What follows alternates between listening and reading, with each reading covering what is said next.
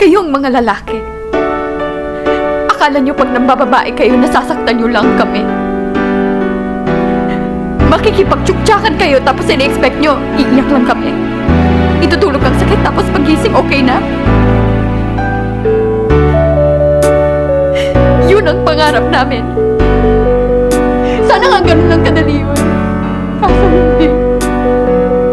Walang tigil ang takbo ng utang namin. Pinipilit sagutin ng maraming tanong. Bakit niya kaya nagawa yun? Am I not enough?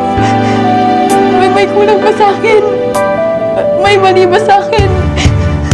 Bakit ba ako? Bakit ba ang katawan ko? Kapalit-palit ba ako? Then why? Bakit mo ako nagawang lokohin?